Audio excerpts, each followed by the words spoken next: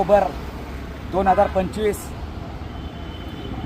महाराष्ट्र राज्यातील वीज कामगार अधिकारी अभियंता कर्मचारी आउटसोर्सिंग 7 संघटनांच्या वतीनं या वीज क्षेत्राचं खाजी करण्याचा डाव जो या राज्य सरकारनं आणि या प्रशासनाने घातलेला आहे त्याला आमचा पूर्ण विरोध आहे। या ठिकाणी या कंपनीतील 329 उपकेंद्र खाजगी भांडवलदाराच्या कशात घालण्याचा प्रयत्न केलेला आहे, त्यालाही आमचा विरोध आहे।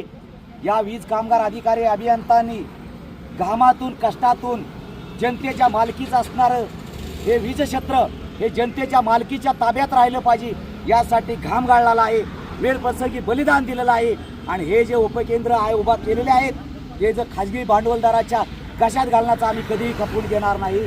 त्यासाठी कंपनीच्या वतीनं त्या ठिकाणी यंत्रचालक भरले पाहिजेत हे आमची मागणी आहे। त्याचबरोबर रिस्ट्रक्चरिंग हा आमच्या साथी संघटनेच्या शिखर नेतृत्वाला विश्वासात न घेता या प्रशासनाने मनमानी पद्धतीनं गाव घातलेलं रिस्ट्रक्चर आहे ते आम्हाला मान्य नाही।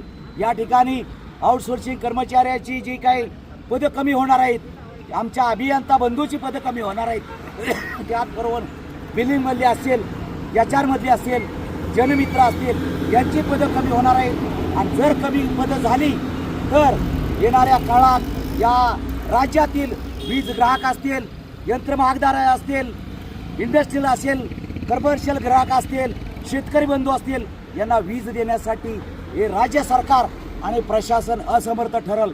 म्हणून आमची मागणी आहे की ज्या प्रमाणात वीज ग्राहक आहेत त्या प्रमाणात अभियंता भरले पाहिजेत, त्या प्रमाणात वीज कामगार भरले पाहिजेत।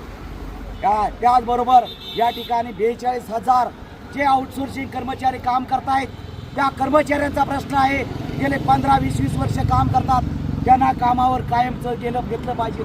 आमच्या मैत कर्मचाऱ्याचे वारस आहेत, अभियंता बंधू आहेत, यांचे कर्मचारी हे शिक्षण झालेलं आहे त्यांना नोकरीवर घेतलं पाहिजे सिव्हिल माध्यमातून। अनेक प्रश्न आहेत। त्याचबरोबर आमच्या या वीज कामगार अधिकारी